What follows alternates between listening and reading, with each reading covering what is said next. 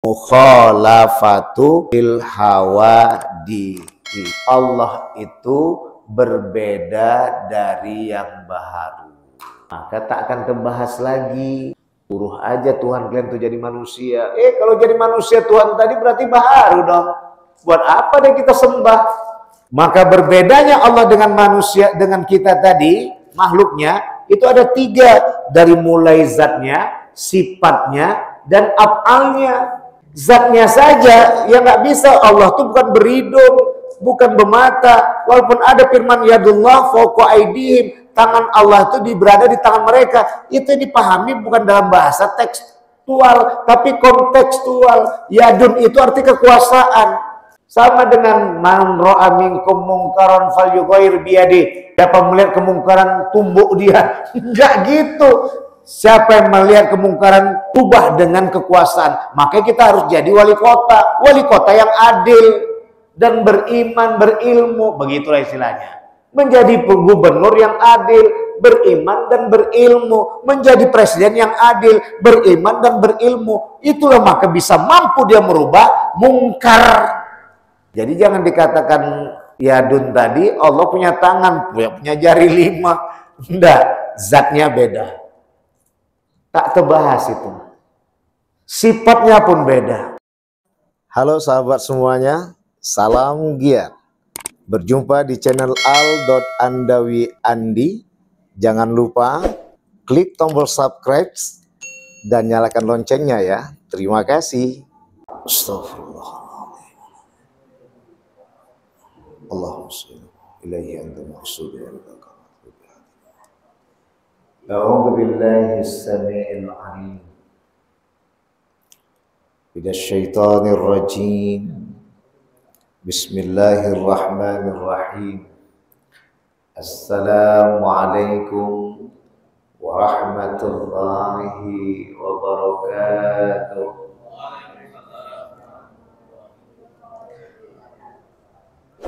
Alhamdulillah wa syukrulillah wassalatu wassalamu ala rasulillah sayyidina Muhammad wa mawala. Ashhadu an la ilaha illallah wahdahu la syarika lah wa ashhadu anna Muhammadan abduhu wa rasuluh la nabiyya ba'da. Rabbi israh li sadri wa yassir li amri wahlul 'uqdatam min lisani yafqahu qawli amma ba'd. Wa qala Allah ta'ala fi kitabil karim fi surati as-sajdah fi ayati rabi'ah. A'udzu billahi minasy syaithanir rajim. Bismillahirrahmanirrahim. Allahul ladzi khalaqas samawati wal ardh. Wa fi suratil ukhra qala Allah ta'ala aidan wa huwal ladzi khalaqas samawati wal ardh. Al-An'am 73. Shadaqallahul azim. Illa bi'afatina bikulli madara sabqa tahiruka inna syarad dawabi indallah sumul bukmul ladhi la yaqilun. Bapak-bapak, saudara-saudara sekalian yang dirahmati oleh Allah, jemaah pengajian ba'dal maghrib setiap Jumat, yang saat ini giliran saya di Jumat ketiga dengan rukun keilmuan tauhid jemaah Masjid At-Taqwa Binjai Selatan yang dirahmati Allah Subhanahu wa ta'ala. Puja dan puji syukur kita limpahkan kehadirat Allah Subhanahu wa ta'ala. Pada kesempatan kali ini Allah pertemukan kita bersama di hari Jumat yang berbahagia. Baru kurang lebih 2 hari kita meninggalkan tasyrik. Sekarang ini kita berada tanggal 15 atau masuk tanggal 16 Zulhijjah 1445 Hijriah. Yang jelasnya masih menjadi warna yang cerah bagi kita di dalam menyikapi pelaksanaan Idul Adha yang baru saja kita lewati. Tentunya Idul Adha yang hadir pada kita berharap sangat dapat menjadi renungan yang sangat bermakna. Begitu tinggi makna renungan di dalamnya, sehingga Rasulullah SAW menyunnahkan kepada kita, bahkan memasuki sunnah muakkad, untuk dapat menyaksikan penyembelihan kurban kemarin. Bukan hanya untuk yang berkurban saja, juga untuk kita yang tak berkurban pun juga diharapkan untuk menyaksikannya. Karena makna renungan yang dapat kita lihat di sana adalah bahwa bagaimanapun kokohnya, gagahnya binatang kurban yang tiada betina ditampilkan, jantan semua. Karena makna jantan di sini identik dengan laki-laki. Kalau dalam kehidupan manusia dan jin itu adalah pemimpin yang dikenal dengan sebutan imam rumah tangga. Maka biar imam atau pemimpin ini betul-betul adil di dalam memimpin dirinya, khususnya At-Tahrim ayat 6. Ku anfusakum, keluarganya pada umumnya, wa ahlikum, dengan penuh keadilan. Jangan tidak adil. Ketidakadilan itulah yang disebut dengan naro. Makanya ditunjukkanlah bagaimana lembu limosin yang kita tengok di medsos. Ya kadang pilih-pilih juga itu. Yang berjalan itu tak apa-apanya. Yang pada waktu itu yang mau memotong habis dibuatnya. Makanya Rasulullah ngasih jalan bagaimana adab dalam menyembelih kurban. Berwudu dia, sholat 2 rakaat dia. Makanya alhamdulillah kemarin karena Allah dan Rasulullah, juga karena lembu itu yang mau kita antarkan. Jadi dari mulai awal Zulhijjah sampai 10 Zulhijjah lah kita berpuasa. Di samping malu kita pada Allah, malu awak sama sapi dan kambing itu yang mau disembelih. Andaikan dia ngomong, ya Allah, si kotor hati yang menyembelihku tadi. Itu yang awak takut.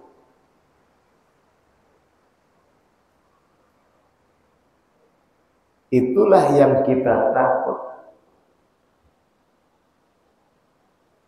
Sama binatang saja kita sudah begitu tata krama kita, apalagi sama-sama kita manusia. Makanya disinilah kaidah menempatkan pemahaman bahwa mereka juga diciptakan untuk menjadi makanan kita. Secara jasadiah hilang, tapi secara rohaniah, secara lahiriah enggak ada, tapi secara batiniah mereka tadi, sapi-sapi dan kambing itu masuk dagingnya ke tubuh kita, ikut berbaur, bertasbih, bertahmid, bertakbir kepada Allah Subhanahu wa taala. Maka salah kalau ada yang mengatakan kejam kali Islam itu. Kalau mau nyayang-nyayangi, sayangi aja kucing tuh. Sudah jelas kucing tuh tak boleh disembelih. Kalau disayangi semua kayak mana, nggak makan dia. Terakhir tidak makan dia. Secara batinnya dia akan berkata, tega yang punya rumah, yang aku sebagai ternaknya, tidak mereka makan, aku menyatu dalam tubuhnya. Sayang apa itu? Kalau mereka sayang sama aku, antarkan aku pada Allah, satukan dagingku ke dalam daging kalian, menyembah kepada Allah yang Maha Rahman. Itu kajiannya. Kan namanya mata rantai. Ini kenapa saya sampaikan Pak Abang Da, karena sekarang lagi heboh ini, kejam kali Islam tuh mengajarkan masa dibunuh. Pertanyaannya, semua itu diciptakan untuk apa? Sampai-sampai B2 pun diciptakan itu untuk apa? Untuk merenung kita jangan sampai seperti B2 itu. Semua dimakan, itulah serakahnya. Sekarang udah banyak B2 manusia. Semua ditekan, semua ditilang. Begitulah. Kenapa B1 itu tadi diciptakan? Ada kisahnya.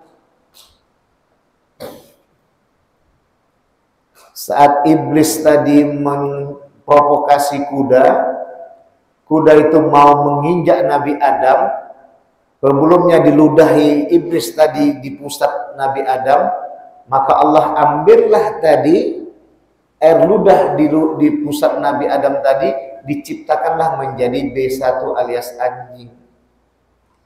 Makanya agak setia dia sama kita, tapi tak sedapnya dia dari ludah iblis. Itu dia. Baik, bukan ini kajian kita. Maka inilah kita bersyukur pada Allah dengan Idul Adha yang baru kita lewati bersama.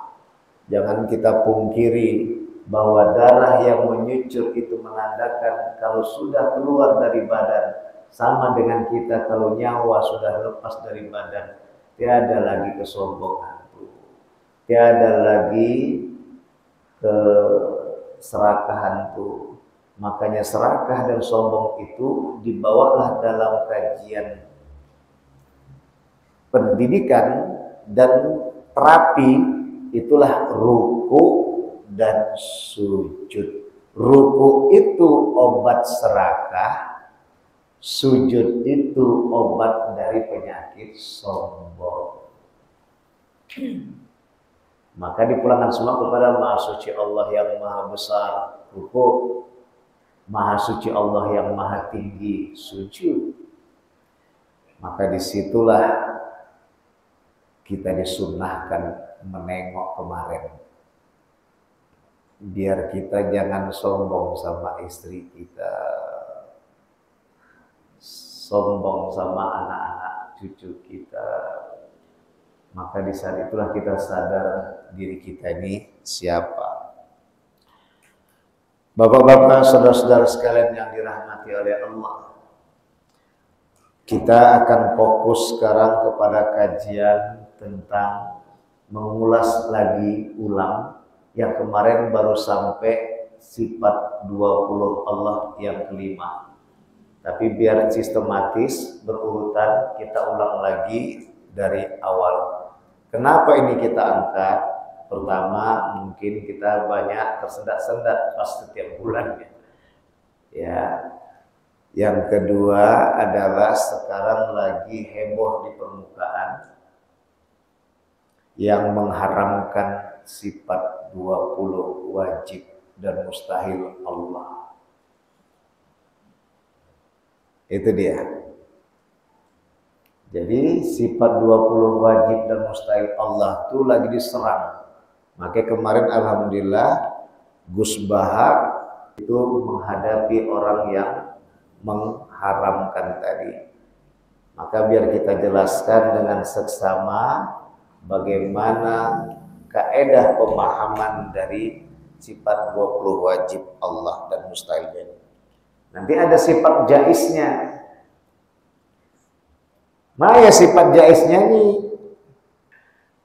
Boleh saja Allah buat kita tuh miskin, boleh saja Allah buat kita tuh kaya, Ustaz. Boleh saja Allah buat kita tuh terhormat, boleh saja Allah buat kita tuh terhina.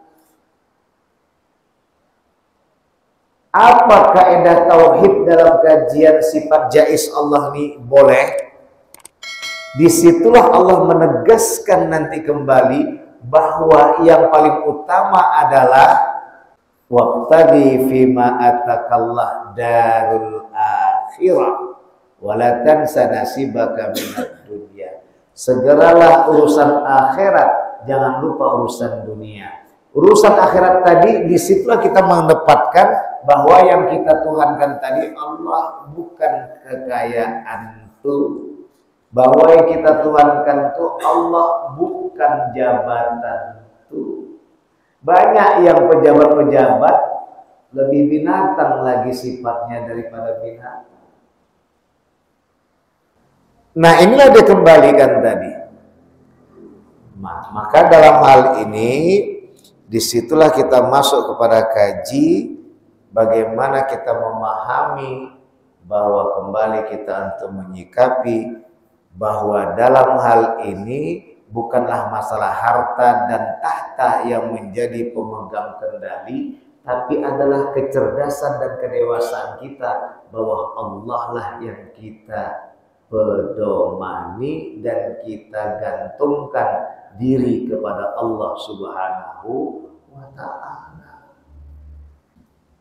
Saya teringat ketika Imam Hasan Al-Basri ditanya oleh keponakannya masalah innallaha jamil yuhibbul jamal.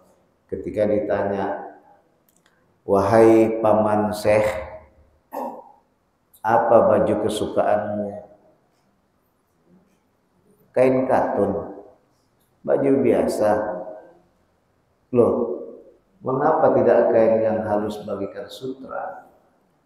Kan indah, bukankah Allah itu indah, suka yang indah-indah? Maka dibilang Imam Hasan Al-Basri, kalaulah itu jadi patokan utama kita, banyak pelacur yang indah-indah pakaiannya. Bukan tak boleh, Pak, boleh, tapi jangan jadikan itu patokan. Ini kan kadang ada pengajian emak-emak nih, kalau tak baju baru nggak mau dia ikut ngaji. Kenapa kok tak pilih deh? Abang tengoklah bajuku ini aja. Berapa baju kau rupanya? 10. 10 ini aja. Misalnya teman-teman. Ya, bukan masalah baju itu yang disebut sebagai patokan. Tapi Allah melihat qulubikum, hatimu. Bismillah. Baik, abangda, bapanda, saudara sekalian yang dirahmati oleh Allah, ananda kami sayangi. Maka yang pertama kita masuk kepada wajib pada Allah, sifatnya 20 dan mustahil pada Allah 20 sifat itu. Nanti kita langsung rampungkan saja. Tadi udah sifat jaiznya udah kita bahas. Untuk menjelaskan bukan patokannya kaya dan bertahta, tapi patokannya adalah ketakwaan kepada Allah Subhanahu wa taala. Syukur alhamdulillah kita jadi orang kaya dan jadi orang bertahta. Itulah tadi makna sembelihan itu tadi, biar jangan dia kaya, sombong, jangan dia menjadi pejabat, sombong. Karena ditengoknya binatang kurban tadi yang bagaimana, makanya ditarik yang tanduk, kan yang dibahas tadi kan yang paling bertanduk itu yang paling bagus kurbannya. Makanya si Habil yang megang tuh. Yang paling bagus tadi adalah udah gemuk, bertanduk, matang dia.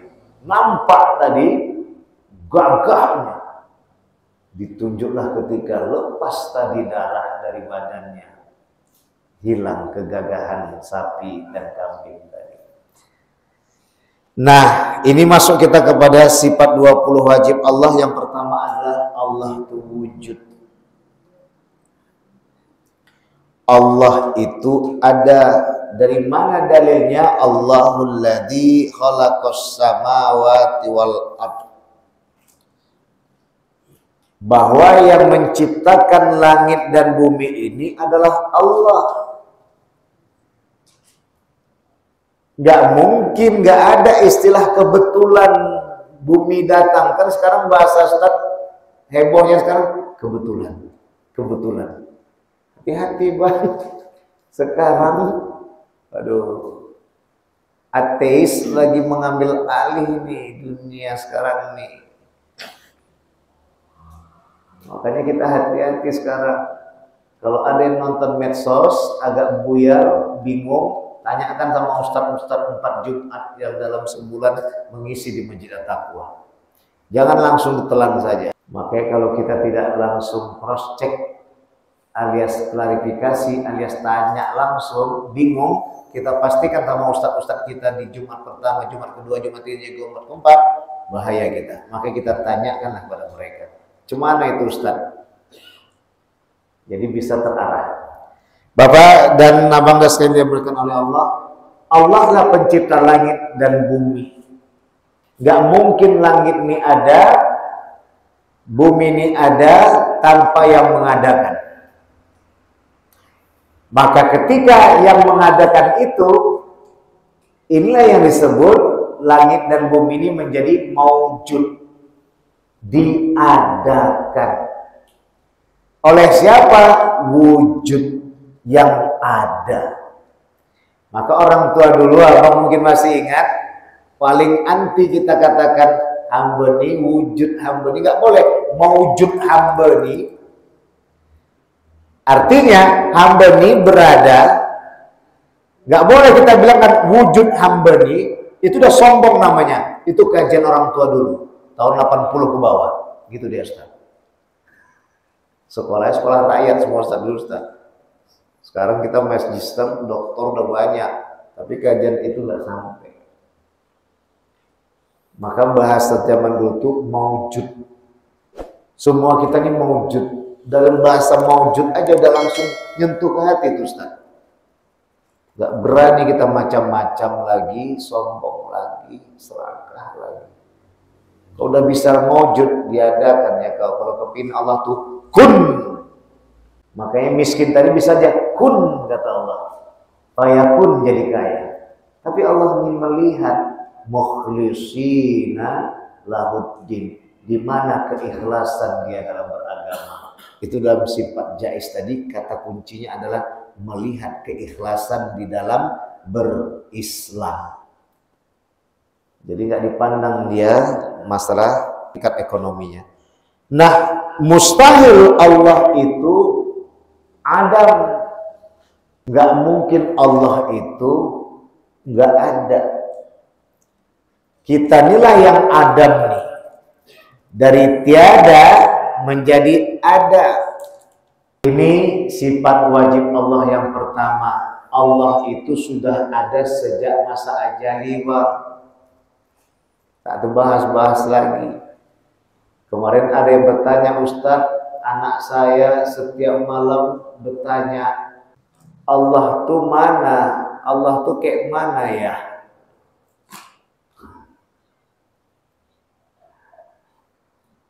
Jadi saya jawab, kalau mau mengenal Allah,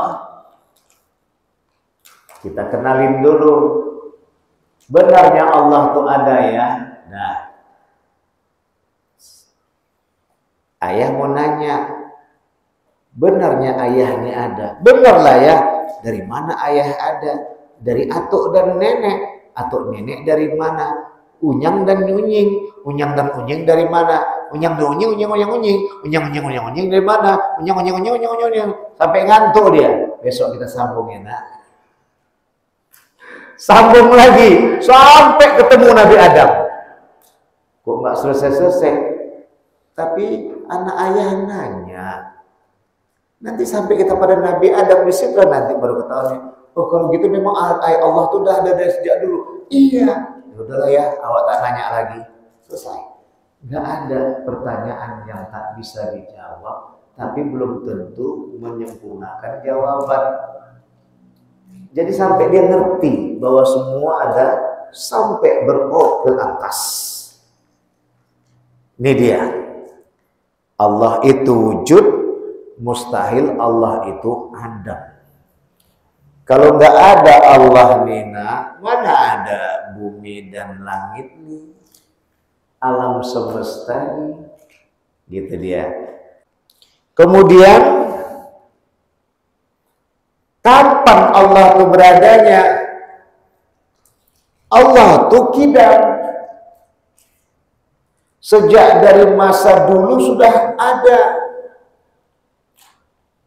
Mari lagi cerita lagi.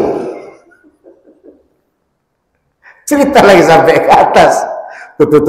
Sampai ngantuk dia. Sampai 1 tahun itu aja pertanyaan. Terlambat dia ilmunya. Enggak Pak, tauhidnya mantap. Tapi jangan kita katakan, alah nak, gak usah ditanyakan lah. Udahlah itu. Ceritakan aja dulu. Sejujurnya nak, ayah pun tak tahu siapa buyut ini. Boro-boro nanya Allah. Buyutmu aja ya tak tahu. Tapi benar ini. Mulai besok apa yang kerjakan? Mau cari garis buyutmu ke atas itu siapa?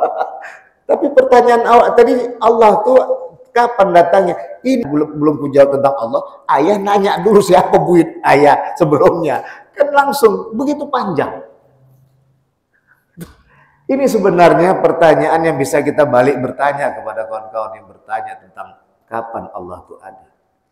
Yang nanya itu pun tak tahu kapan mak ayahnya ada, kapan atuk neneknya ada, kapan unyang-unyangnya ada, kapan buyut-buyutnya ada, kapan atasnya ada.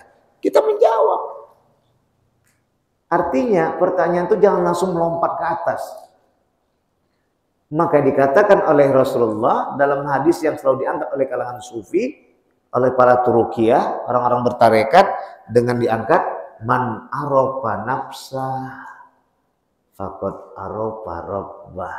Siapa yang mengenal dirinya, maka mengenal Tuhannya. Maya nak ditanya Tuhan diri awak pun tahu. Kayak mana pula kita mengenal Tuhan, awak sendiri tak tahu dari keturunan mana. Itu dari kadang. Makanya pernah dia nanya sama saya di medsos, di saat live streaming, saya jawab itu, Ustaz. Bukan saya tak bisa menjawabnya, ya kan? Bagaimana Allah itu zatnya. Jiran tetangga saya aja saya nggak hafal berapa yang sebelah tuh anaknya berapa, cucunya berapa, iparnya berapa. Boro-boro saya menjawabkan bagaimana zat Allah, zat jiran tetangga sebelah saya, depan belakang kanan kiri, diam. Oh ya udah, terima kasih Pak Ustadz. Itu yang disebut dalilul akli. Orang-orang begitu tuh jangan langsung lompat dalil akli Ustaz. Kadang menjebak itu Ustaz. Dalil akli. Yang kedua, kidam dan mustahil Allah itu hudus. Ini dia. Allah tuh sudah ada sejak dulu, mustahil Allah tuh baharu. Kalau sejak dulu berarti nggak ada yang mengawali sebelum Allah. Allah tuh lagi mengawal, al-awwalu wal akhir. Surat Hadid ayat 3. Dialah Allah yang pertama, dialah Allah yang terakhir. Tak usah bahas lagi. Udah terakhir tak tahu ceritanya apa. Ya Allah lah memang terakhir. Dia yang pertama bagaimana? Udah dia yang pertama, mana tanya lagi sebelum Allah siapa? Quran sudah memberi jawaban. Itulah kadang-kadang tadi pertanyaan kita tuh bukan resmi dari hati, tapi resmi dari nafsu. Jebak maksud saya, bukan tulus untuk mencari penerangan hatinya bercahaya, tapi untuk menjebak. Makanya tauhid inilah yang menjadi kaji dengan sumber dalilnya akli wa nakli. Dalil akal dan dalil nakal. Apa itu nakal tadi? Quran dan hadis. Bapak dan Bangda, saudari sekalian yang dirahmati Allah Subhanahu wa taala. Jadi mustahil Allah itu baharu itu kita. Baharu itu tadi sifatnya tadi bisa rusak, hancur, dimodifikasi, sedangkan Allah tidak, yang begitu-gitu aja. Inilah kupasan kajiannya. Kenapa? Disinilah yang menjadi kunci tak akan bisa kita membahas-bahas zat Allah lagi. Maka kata Rasulullah, tafakkaru fi khalqillah wala tafakkaru fi dzati. Berpikirlah kamu tentang ciptaan Allah dan jangan berpikir tentang zat Allah. Ini sekarang kita, kemarin lagi tuh, masih ada di medsosnya itu, nggak usah kita sebut. Kalau memang Tuhan kalian punya kuasa, sambil ini di lapangan lawak-lawak nih bang. Kalau memang Tuhan kalian punya kuasa, suruh dia jadi manusia.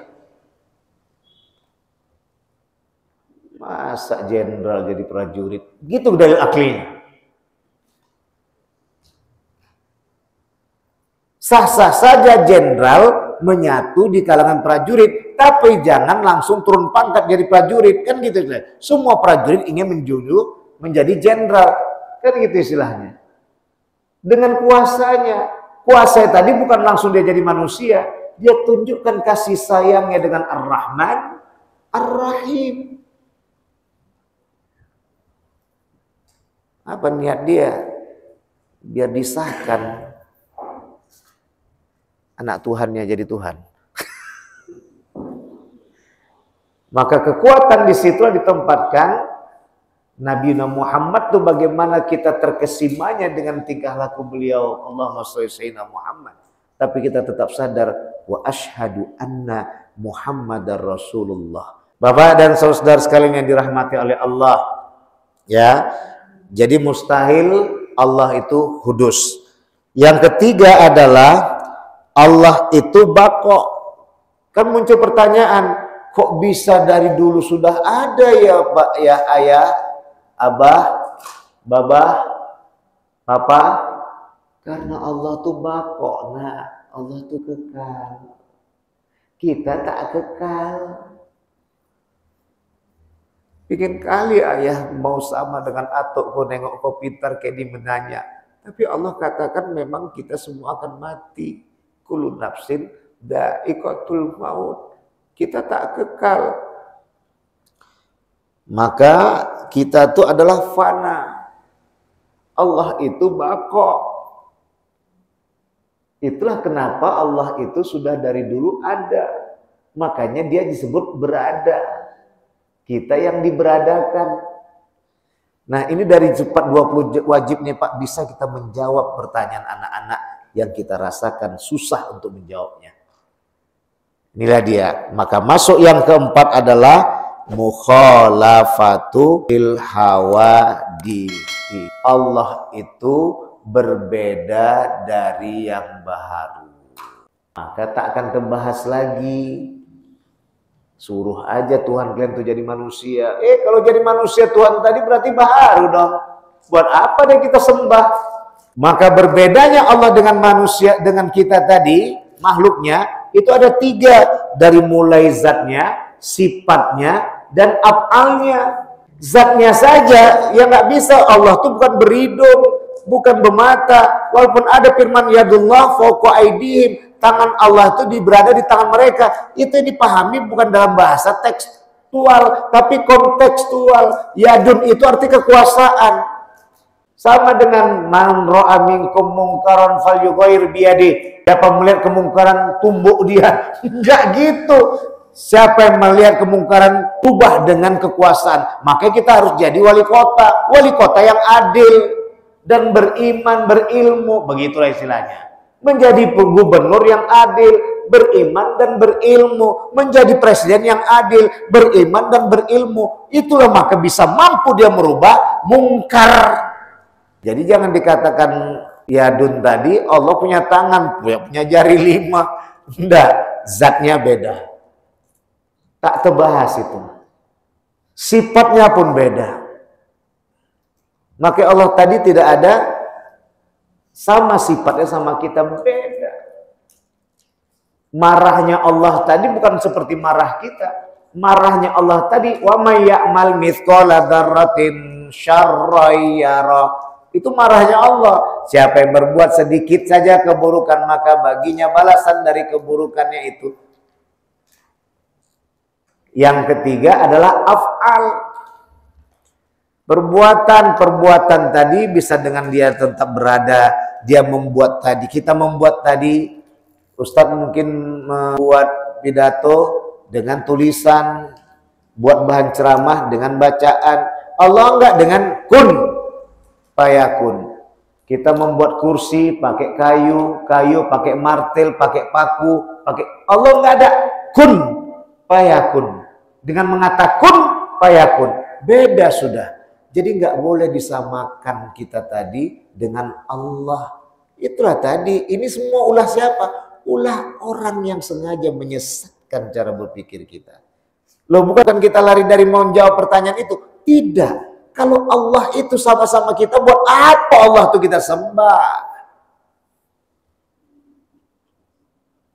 Makanya ada kajian tentang si buta, 4 orang buta, menjelaskan gajah itu cemana. Semua benar jawabannya, tapi nggak sempurna. Ada yang pas megang telinganya, ada si buta yang kedua megang ekornya, ada si buta ketiga megang kakinya, ada si buta yang keempat megang belalainya. Gajah menurutmu bagaimana? Lebar seperti daun keladi. Ini bahasa saya. Gimana gajah yang buta yang kedua tadi? Panjang seperti ular. Yang ketiga, gajah tadi besar, tegap. Rupanya megang kakinya dia. Ada yang tadi besar, lama-lama kecil, ujungnya berambut katanya. Megang ekornya.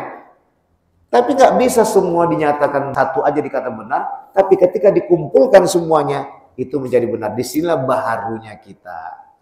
Gitulah dia. Baik, Bapak dan Abang sekalian dirahmati oleh Allah, anak kami. Mudah-mudahan kajian ini dapat memberikan pemahaman akurat tentang ini. Nanti kita sambung insya Allah bulan depan. Yang kelima, ke-6 sampai ke-20 akan datang. Yang jelas intinya adalah inilah dia sifat 20 wajib dan sifat mustahil Allah. Mudah-mudahan dapat berguna. Subhanakallahumma bihamdika asyhadu an la ilaha illa anta astaghfiruka wa atubu ilaik. Allahumma waffiq ila aqwamit thariq. Wassalamualaikum warahmatullahi wabarakatuh.